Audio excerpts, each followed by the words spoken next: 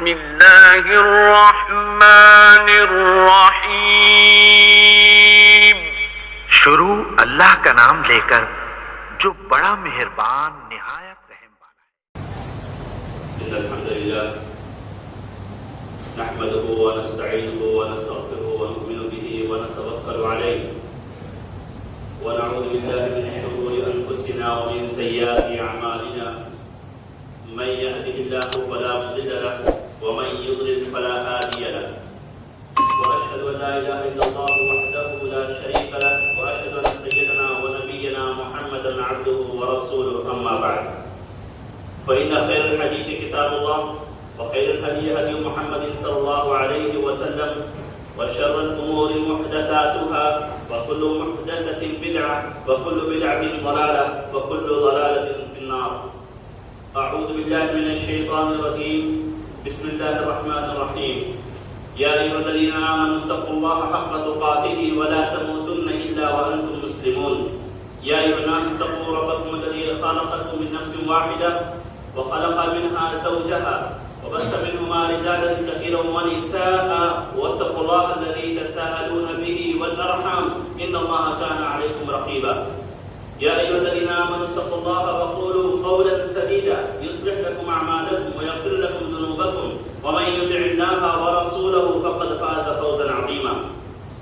وقال الله عز وجل في موضع آخر في كتابه المجيد ولا تقتلوا أنفسكم إن الله كان بكم رحيما ومن يفعل ذلك عدوانا وظلما فسوف نصليه نارا وكان ذلك على الله يسيرا.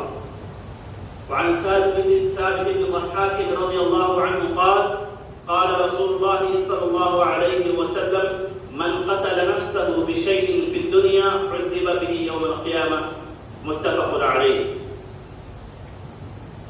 حاضرین کرام، محترم بزرگوں، دوستوں اور بھائیوں، پردہ نشین مائیں اور بہنیں،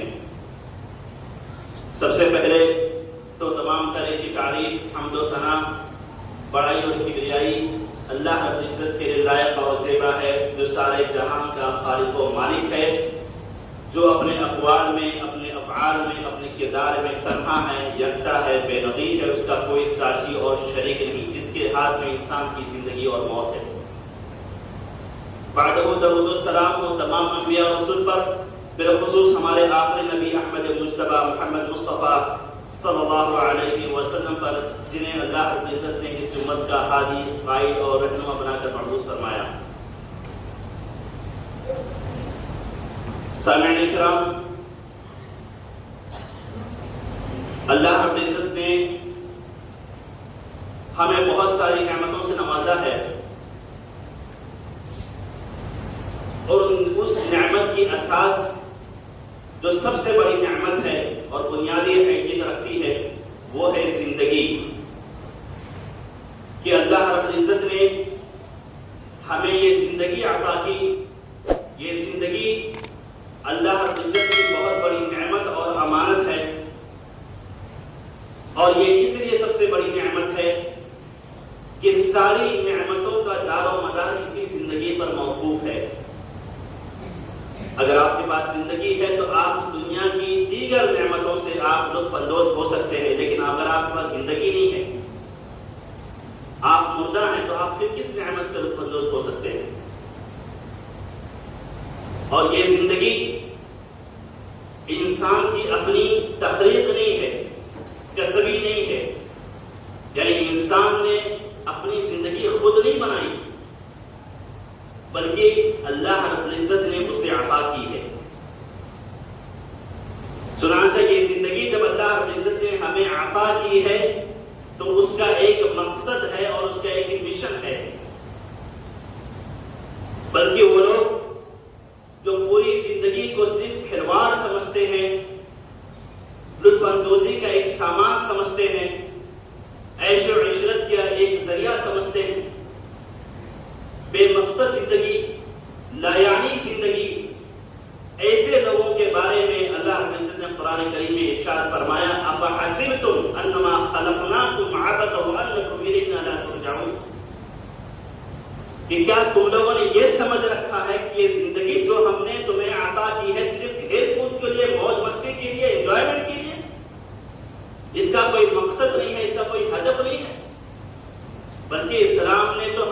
کہا اور قرآن نے ہمیں یہ تلقین کی کہ یہ زندگی مقصد ہے اور اس مقصد کو تم کتنا پورا کر رہے ہو اس کے تعلق سے بھی باز پرس ہوگا. وَإِلَيْنَا تُرْجَعُونَ ہماری طرف ہی لوٹ کر کیا ہوگا. تو اس مقصد کے بارے میں تم سے سوال کیا جائے گا کہ یہ جان جو تم کو ہم نے عطا کی تھی، یہ زندگی جو ہم نے تم کو عطا کی تھی ایک مقصد کے تحت کی، تم نے اس مقصد کو پورا کیا کہ نہیں پورا کیا. لہذا زندگی کو کھلواڑ سمجھنا، اپنی جان کو کوئی اہمیت نہ دینا، یہ بہت بڑی بیوقوفی ہے اور نااندیشی ہے. بلکہ اس کے تحفظ کی خاطر ہی اسلام نے جا وجہ تلقین کی ہے کہ اگر یہ جسم بیمار پڑ جاتا ہے تو اسے تمہیں چھوڑنا نہیں ہے، بلکہ فوراً اس کے علاج و معالجے کے پیچھے بھاگو، دوڑو اور محنت کرو. اور اس کے تحفظ کی خاطر اس سے بڑی اور کیا چیز ہو سکتی ہے کہ اسلام کی نظر میں جو چیزیں حرام ہیں، اسلام کی تعلیمات کے مطابق جن چیزوں کا کھانا پینا استعمال کرنا حرام ہے، اگر زندگی کے تحفظ اور جان کے تحفظ کی بات آتی ہے، اس کے حفاظت کی بات آتی ہے، تو اس حرام چیز کو بھی حلال قرار دے دیا گیا کہ بقدر ضرورت تم حلال چیز، اس حرام چیز کو بھی جو ہے حلال سمجھتے ہوئے کھا سکتے ہو، یا یہ سمجھتے ہوئے کہ ہاں اس ضرورت کے تحت ہمیں حلال قرار دے گئے تو تم اس کا استعمال کر سکتے ہو. حرمت علیکم المیتۃ والدم ولحم الخنزیر وما اہل به لغیر اللہ. پھر چاہے وہ مردار جانور ہو، سور کا گوشت ہو، یا غیر اللہ کے نام پر ذبح کی ہوئی چیز ہو، یہ ساری چیزیں اسلام کی نظر میں حرام. اس کا کھانا حرام، اس کے استعمال کرنا حرام. لیکن جب نوبت ایسی آ جائے کہ اب جان جانے کا خطرہ ہو گیا، فقر و فاقہ ہو یا مالی تندرستی ہو یا کوئی اور وجہ ہو، یہ خطرہ محسوس ہو کہ اگر اس کا استعمال نہیں کیا تو ہماری جان چلی جائے گی، تو اسلام نے کہا کہ بقدر ضرورت تم اس کا استعمال کر سکتے ہو، گرچہ یہ حرام. ہماری تو غیر باغ ولا عادی فلا اثم علیہ، اس کا گناہ نہیں ہوگا اگر بقدر ضرورت سے استعمال کر دیا گیا. یہ کس لیے؟ یہ اس لیے ہے کہ اسلام کی نظر میں جان کی بڑی اہمیت ہے. اسی لیے اسلام نے کہا ولا تلقوا بأیدیکم الی التہلکہ، کہ اپنے آپ کو قطعاً ہلاکت میں مت ڈالو، کوئی ایسا اقدام مت کرو جس کی وجہ سے تمہاری جان جانے کا خطرہ ہو. تو جان کا تحفظ تو ہے ہی، ساتھ ہی ساتھ ایسے اقدامات کو بھی جو جان لے جانے کی طرف، یعنی جان چلے جائے جس سے اس کو بھی حرام قرار دیا گیا، جس سے مثال پر سگریٹ ہے، بیڑی ہے، تمباکو ہے، گٹکا ہے، یا اسی طریقے کی اور بھی چیزیں. حتیٰ کہ علماء نے کہا کہ اگر کوئی زیادہ رفتار سے گاڑی چلاتا ہے جہاں پر جان جانے کا خدشہ ہے تو وہ بھی حرام ہے. یعنی ایک مخصوص لمٹ کے ساتھ میں اگر کوئی گاڑی چلاتا ہے سیف ہے، لیکن اگر کوئی 200 کی اسپیڈ چلا رہا ہے، 250 کی اسپیڈ چلا رہا ہے اور جان جانے کا خطرہ ہوتا ہے، بالکل جان جانے کا خطرہ ہوتا ہے. یا اسی طریقے سے آج کل کی جو نوجوان نسل ہے جو بلی مارتی ہے بائک پہ، جو بلی مار کے بائک کو لٹاتے ہیں، گراتے ہیں، کٹ مارتے ہیں، یہ ساری چیزیں اسلام کی نظر میں حرام ہے، اور اس لیے حرام ہے کہ اس سے جان جانے کا خطرہ ہے. تو جان کے تحفظ پر اسلام نے اس قدر زور دیا ہے. لیکن نہایت ہی افسوس کے ساتھ بھی یہ کہنا پڑتا ہے کہ آج کی نوجوان نسل شاید اس چیز کو نہیں سمجھتی ہے، نہیں جانتی ہے، اور ذرا سی مصیبت اور پریشانی اگر سر آ کر کے گھیرتی ہے تو فوراً ایک اقدام کرتے ہیں، ایک قدم اٹھا لیتے ہیں جسے ہم خودکشی کہتے ہیں، یا آتم ہتیا یا سوسائڈ اٹیمپٹ کرنا. خودکشی کرنا اسلام کی نظر میں اتنا بڑا جرم ہے، اتنا بڑا جرم ہے کہ حقیقت یہ ہے کہ اگر آپ جان لے اور خودکشی کرنے والا جان لے تو دہل جائے گی. اتنا خوفناک عذاب ہے، اتنا خوفناک جرم ہے اسلام کی نظر میں خودکشی کرنا.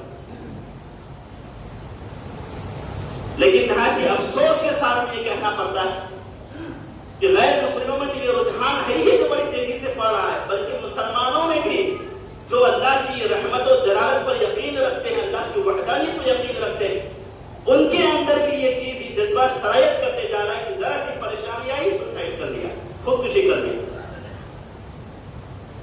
یعنی مسلمانوں میں تو یہ چیز قطعاً ہونی ہی نہیں چاہیے،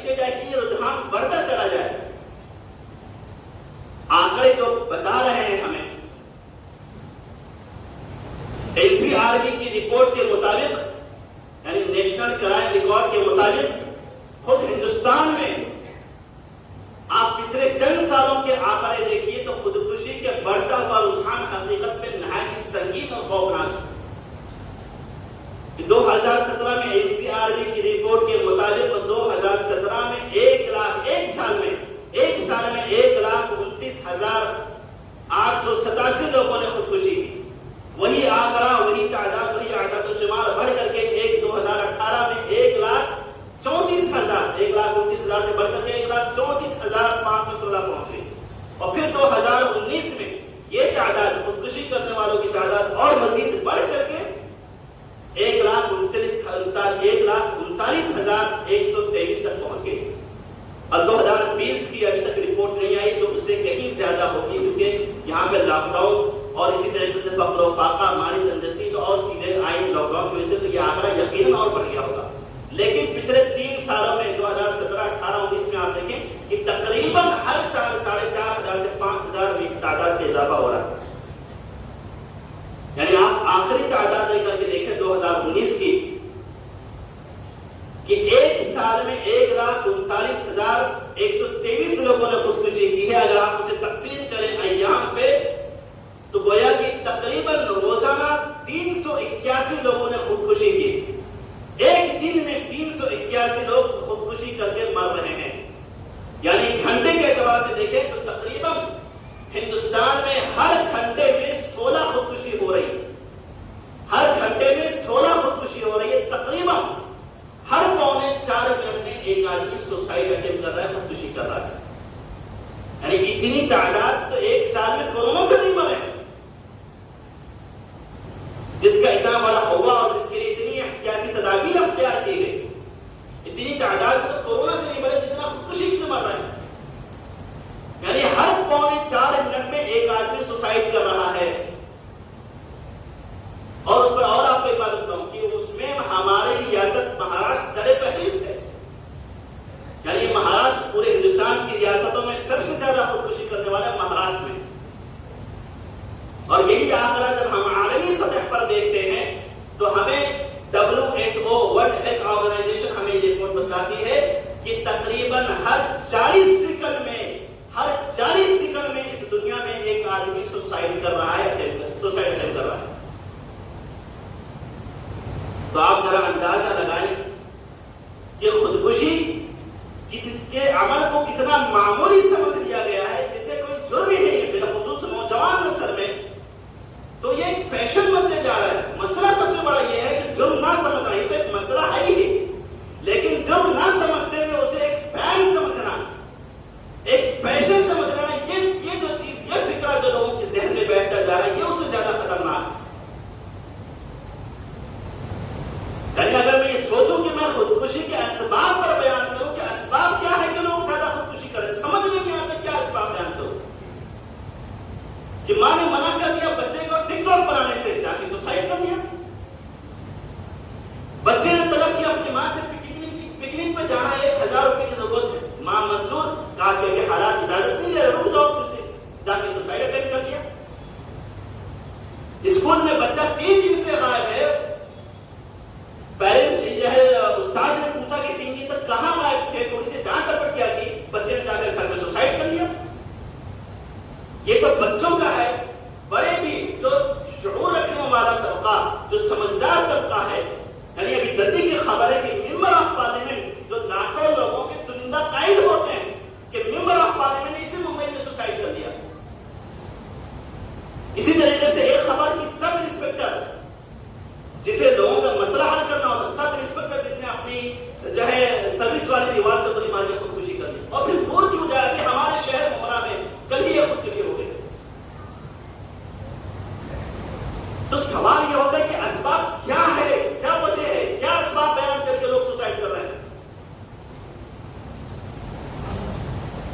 پریشانیاں یہ زندگی کا حصہ ہے، جب زندگی اللہ رب العزت نے ہمیں عطا کی ہے تو زندگی میں آزمائشیں اسی زندگی کا حصہ ہے۔ اگر کوئی انسان یہ سوچتا ہے کہ زندگی ہمیشہ بالکل خوش و خرم سے گزرتی رہے گی، بالکل خوشی کے لمحات ہمیشہ زندگی میں رہیں گے، تو یہ خواب خیال ہے اس کی، یہ غلط فہمی کہ زندگی میں جہاں پر خوشی کے لمحات ہیں تو وہاں پر پریشانی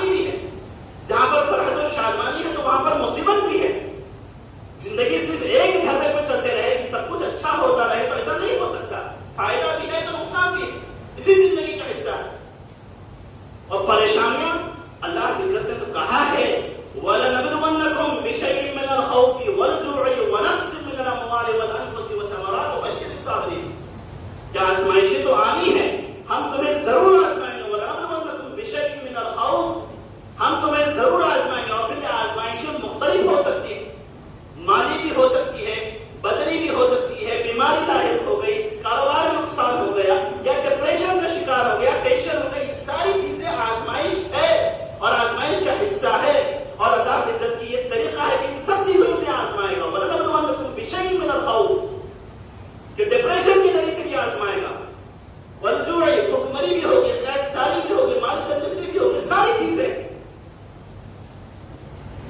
وَلَنَبْلُوَنَّكُمْ بِشَيْءٍ مِّنَ الْخَوْفِ وَالْجُوعِ وَنَقْصٍ مِّنَ الْأَمْوَالِ وَالْأَنفُسِ وَالثَّمَرَاتِ وَبَشِّرِ الصَّابِرِينَ. ہاں، ان آزمائشوں میں جو صبر کر جاتے ہیں، جو ان پریشانیوں کو جھیل لیتے ہیں، صحیح معنوں میں، حقیقی معنوں میں جو ہے بہادر وہی لوگ ہوتے ہیں جو حالات سے لڑنا جانتے ہیں، جو صبر کرنا جانتے ہیں. تو پھر اسلام نے بشارت بھی سنائی ایسے لوگوں کو. وَبَشِّرِ الصَّابِرِينَ الَّذِينَ إِذَا أَصَابَتْهُمْ مُصِيبَةٌ، کہ اے نبی ایسے صبر کرنے والے کو بشارت سنائیے، خوشخبری سنائیے کہ جب ان کو مصیبت لاحق ہوتی ہے، جب زندگی میں کوئی ٹینشن لاحق ہوتا ہے، تو وہ پریشان نہیں ہوتے، نہ تقدیر کو کوستے ہیں، نہ حالات کو کوستے ہیں، نہ کوئی اقدام کرتے ہیں، بلکہ صبر کرتے ہیں اور کہتے ہیں کہ ٹھیک ہے، مصیبت آئی اللہ کی طرف سے ہے اور اللہ ہی اس مصیبت کو دور کرنے والا ہے. ہاتھ اٹھا کے دعا مانگتے ہیں اپنی مصیبت کی دوری کے لیے. اولئک علیہم صلوات من ربہم ورحمہ. اے نبی بشارت سنائیے ایسے لوگوں کے کہ ان کے اوپر اللہ رب العزت کی خصوصی رحمت اور برکت نازل ہونے والی ہے. تو حالات یکساں رہے. عربی میں کہا جاتا ہے، ایک مقولہ ہے کہ دوام الحال من المحال، کہ حالات ہمیشہ یکساں رہے یہ ممکن نہیں ہے. حالات آج برے ہیں تو کیا ہوگا کل بہتر ہی ہوگا. ان مع العسر یسرا، کہ بے شک تمہارا رب نے یہ وعدہ کیا ہے، ان مع العسر یسرا، کہ بے شک پریشانیوں کے ساتھ میں آسانیاں بھی ہے. ٹھیک ہے، پریشانی آئی چاہے وہ بدنی ہو، مالی ہو، یا کوئی اور مسئلہ ہو. اور کیا ایسا ہوتا ہے صحیح معنوں میں کہ آج کل کی نوجوان نسل بالخصوص تو یہ سوچتی ہے کہ ہم خودکشی کر لیں گے تو ہم اس پاپی دنیا سے رخصت ہو کر کے ہم بہت بہتر دنیا کی طرف جا رہے ہیں. کیا صحیح معنوں میں ایسا ہوتا ہے؟ کیا صحیح معنوں میں ایسا ہوتا ہے کہ انسان خودکشی کر کے اپنی مصیبت سے چھٹکارا پا لیتا ہے؟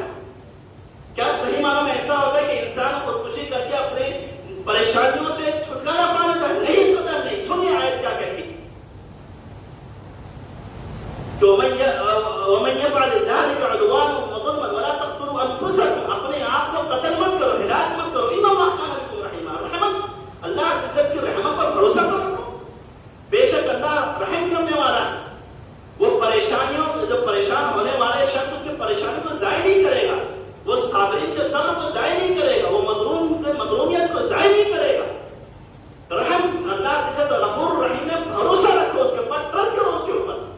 وَمَن يَفْعَلْ ذَلِكَ عُدْوَانًا وَظُلْمًا فَسَوْفَ نُصْلِيهِ نَارًا. جو یہ لوگ سوچتے ہیں نا کہ ہم اس پاکی دنیا سے رخصت ہو کر کے بڑی اچھی دنیا میں جا رہے ہیں، جو لوگ خودکشی کرتے ہیں عدوانًا وظلمًا، اپنے آپ پر ظلم کرتے ہوئے، جان اللہ کی عزت نے عطا کی تھی کسی اور چیز کے لیے، اپنے آپ پر ظلم کرتے اپنی جان کو گنوا دیتے ہیں، قتل اپنے آپ اپنا قتل کرتے ہیں.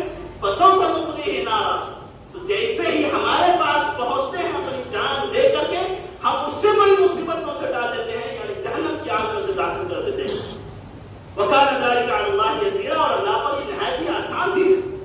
جو میری رحمت پر بھروسہ نہیں کرتا، جو میرے قدرت پر بھروسہ نہیں کرتا، جسے مجھ پر اعتماد نہیں، تو پھر میں اسے وہ زندہ اپنی جان گنوا دیتا، پھر اسے زندہ رکھ کے فائدہ کیا؟ پھر اسے اللہ جہنم میں داخل کر دیتا ہے. وَمَن يَقْنَطُ مِن رَحْمَةِ رَبِّهِ إِلَّا الضَّالُّونَ. حقیقت یہ ہے کہ رب کی رحمت سے وہ لوگ مایوس ہوتے ہیں جو گمراہ ہوتے ہیں. تو رب کی رحمت سے مایوسی یہ جو ہے کافروں کی علامت ہے. رب کی رحمت سے مایوسی یہ گمراہوں کی علامت. مومن کو یہ سیب نہیں دیتا کہ رب العالمین کی رحمت سے وہ مایوس ہو. اور پھر حدیث ہمیں کیا بتلاتی ہے، جو حدیث آپ کے سامنے بھی لکھتا ہوں کہ جندب بن جنادہ کی دیکھیے خودکشی کرنے والوں کا حشر کیا ہوتا ہے. جندب بن جنادہ کہتے ہیں کہ اللہ کے رسول صلی اللہ علیہ وسلم نے ہمیں بتایا کہ تم سے پہلی امت میں ایک آدمی تھا جسے کچھ زخم جسمانی بیماری کوئی پریشانی لاحق ہوئی تو اس نے کیا کیا، اس بیماری کو صبر نہیں کر سکا اور اپنے ہاتھ کی رگوں کو کاٹ لیا، اور جب کاٹا تو اتنا خون بہا کہ اس کی جان چلی گئی۔ رب العالمین کے دربار میں جیسا پہنچتا ہے، رب العالمین کہتا ہے بادرنی عبدی بنفسہ حرمت علیہ الجنہ، میرے بندے نے میرے پاس آنے میں جلدی کی، میں نے جنت کو اس پر حرام قرار دے دیا۔ یہ ہے خودکشی کا انجام کہ انسان یہ سوچتا ہے کہ ایک مصیبت سے نکل کر کے میں راحت میں پہنچوں گا، نہیں، بلکہ ایک مصیبت سے نکل کر کے، چھوٹی مصیبت سے نکل کر کے اس سے بڑی مصیبت میں وہ چلا جاتا ہے، داخل ہو جاتا ہے۔ سارے کے ساتھ سعدی فرماتے ہیں کہ ایک غزوے میں، ایک جنگ میں، ایک صحابی جو اللہ کے رسول صلی اللہ علیہ وسلم کی معیت میں جنگ لڑ رہے تھے، جس طرف بھی رخ کرتے تھے، عالم یہ تھا ان کی بہادری کا کہ جس طرف بھی رخ کرتے تھے اپنے سامنے آنے والے کافروں کو قتل کرتے چلے جاتے، بڑی بہادری سے لڑے، بڑی بامردی سے لڑے، بڑی جوامردی سے انہوں نے مقابلہ کیا۔ جس طرف بھی جاتے صفے کی صفے الٹ دیتے، جو سامنے آتا اس کو قتل کر دیتے، بڑی بہادری کے ساتھ میں لڑے۔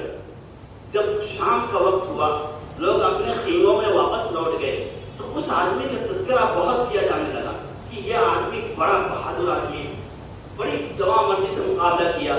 عالم یہ تھا کہ جس طرف بھی جاتا، جو سامنے آتا اس کو قتل کر دیتا۔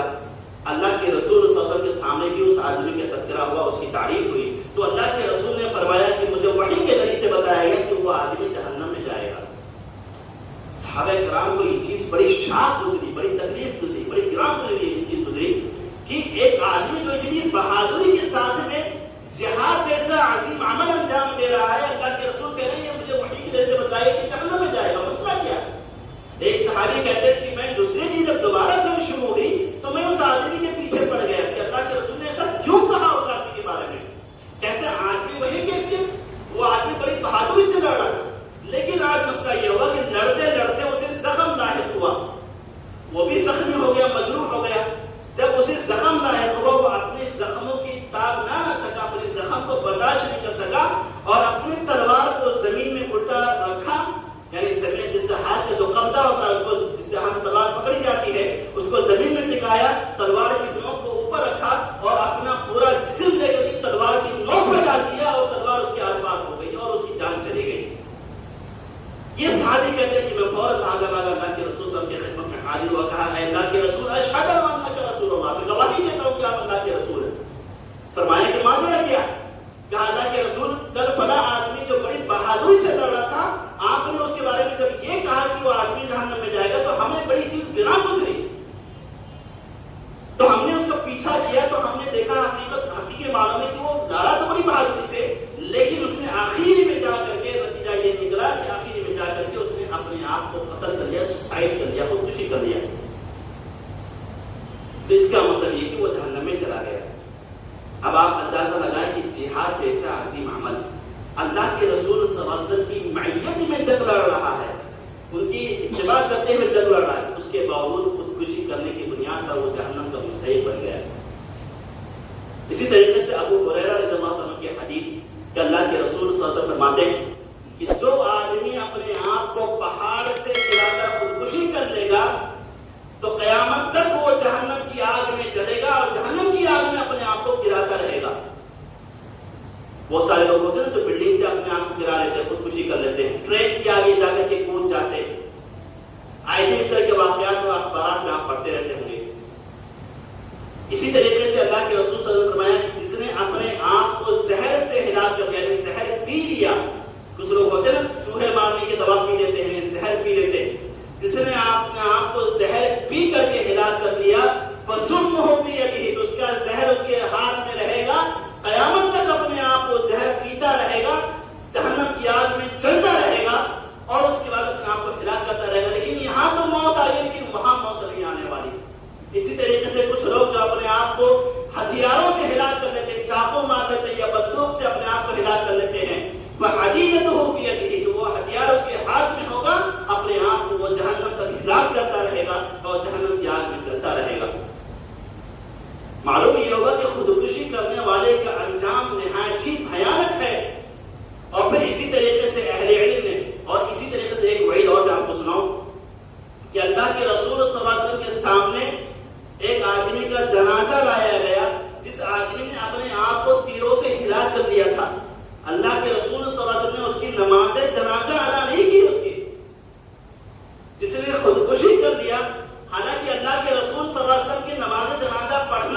اس کے لیے مغفرت کا سبب بنتا، رحمت کا سبب بنتا، اس کے عذاب میں تخفیف کا سبب بنتا، لیکن اس کے باوجود اللہ کے رسول صلی اللہ علیہ وسلم نے اس آدمی کی نماز جنازہ نہیں ادا کی، اس لیے کہ اس آدمی نے خودکشی کر لیا تھا۔ اور اسی سے علماء نے استدلال کیا ہے کہ جب کوئی آدمی خودکشی کر لے تو سماج کے جو باعزت افراد ہیں، علماء کا طبقہ ہے، دانشوروں کا طبقہ ہے، جو اعلیٰ طبقہ ہے سماج کا، خودکشی کرنے والے پر ان لوگوں کو نماز جنازہ نہیں ادا کرنی چاہیے، تاکہ پورے سماج میں یہ میسج جائے، یہ پیغام جائے کہ اگر میں خودکشی کر لیتا ہوں تو جو علماء کا طبقہ ہے، دانشوروں کا طبقہ ہے، یہ میرے مرنے کے بعد مجھ پر نماز جنازہ ادا نہیں کرے گا۔ تو آپ اندازہ لگائیں کہ خودکشی کتنا بڑا جرم ہے۔ اب سوال یہ ہے، ایک آخری نقطہ، کہ سوال یہ ہے کہ مولانا آپ تو یہ کہہ رہے ہیں کہ خودکشی نہیں کرنا چاہیے، لیکن حالات ایسے آتے ہیں کہ حالات میں آدمی کرے تو کیا کرے؟ یعنی خودکشی کرنا تو حرام، اور خودکشی کرنا کیوں؟ بلکہ موت کی تمنا کرنا ہی حرام ہے۔ امام بخاری مسلم کی روایت ہے، انس رضی اللہ عنہ فرماتے ہیں لا یتمنین احدکم الموت لضر یصابہ، کہ تم میں سے کوئی بھی شخص قطعاً موت کی تمنا نہ کرے صرف اس وجہ سے کہ اس کو کوئی مصیبت آئے، کوئی ٹینشن آئے، کوئی پریشانی آئے تو اس پریشانی سے بھاگنے کے چکر میں موت کی تمنا قطعاً نہ کرے۔ اگر اگر پریشان ہو ہی گیا ہے زندگی سے تو یہ کہے کہ اللہم احیینی ان کانت الحیات خیرا لی وتوفنی ان کانت الوفات خیرا لی، کہ اللہ مجھے زندہ رکھنا، جب تک زندگی میرے حق میں بہتر ہے تو مجھے زندہ رکھنا، اور جب موت میرے حق میں بہتر ہوگی تو اللہ تعالیٰ مجھے موت دے دینا۔ لیکن صرف اور صرف وہ موت کی تمنا کرے، یہ قطعاً اسلام اس بات کی اجازت نہیں دیتا ہے۔ بخاری کی روایت ہے، اللہ کے رسول صلی اللہ علیہ وسلم فرماتے ہیں کہ کوئی تم میں سے قطعاً موت کی تمنا نہ کرے، اس لیے کہ اگر وہ نیک ہوگا، زندہ رہے گا تو اپنی نیکی میں اضافہ کرے گا، اور اگر برا شخص ہوگا تو ہو سکتا ہے کہ زندہ ہے تو زندگی میں اس کو توبہ کی توفیق ملے اور وہ توبہ کر دے اور اللہ اس کے گناہوں کو معاف کر دے اور اس کی آخرت سنور جائے، تو قطعاً موت کی تمنا نہیں کرنی چاہیے۔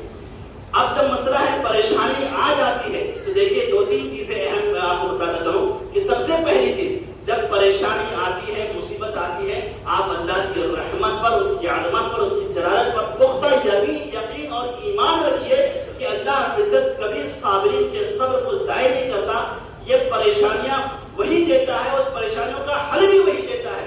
اللہ کی رحمت پر آپ بھروسہ رکھیں۔ وَمَن يَقْنَطُ مِن رَحْمَةِ رَبِّهِ إِلَّا الضَّالُّونَ وَلَا تَيْأَسُوا مِن رَوْحِ اللَّهِ، کئی آیتیں ہیں جو اس بات کی دان ہے کہ اللہ کی رحمت سے کبھی بھی انسان کو مایوس نہیں ہونا چاہیے۔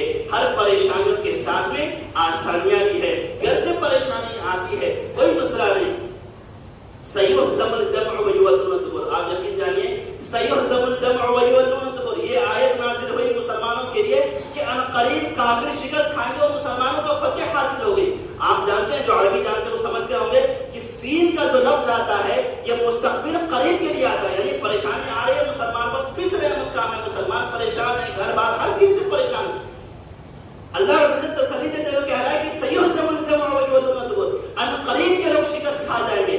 آپ جانیں کہ سین مستقبل قریب کے لیے آتا ہے، لیکن مسلمانوں کی پریشانی اور مسلمانوں کی آسانی اس آیت کے نازل ہونے کے بعد کتنا عرصہ گزرا تھا؟ 7 سال کا عرصہ تھا، 7 سال کا عرصہ، یعنی کہ جب پریشانی نازل جو قرآن لکھا ہے صحیح سمجھ جائے، قریب شکست کھا جائے گی، قریب ہے مسلمانوں کو فتح حاصل ہو جائے گی۔ یہ 2 دن 4 دن 2 ہفتے کا مسئلہ نہیں، 7 سال تک لوگوں نے انتظار کیا، تب وہ دن بھی آیا کہ جب مسلمان فاتح بن کر کے مکہ میں داخل ہوئے۔ اسی طریقے سے تقدیر پر ایمان رکھیے۔ دیکھیے مصیبت اللہ رب العزت، تقدیر پر ایمان ثابت کب ہوتا ہے؟ ہم یہ کہیں جب سب کچھ اچھا چلتا رہے اور ہم یہ کہیں تقدیر پر ایمان ہے، تقدیر پر ایمان ہے، تو تقدیر پر ایمان اس وقت ثابت نہیں ہوتا ہے۔ تقدیر پر ایمان اس وقت ثابت ہوتا ہے کہ جب حالات اچھے ہوں تو بھی آپ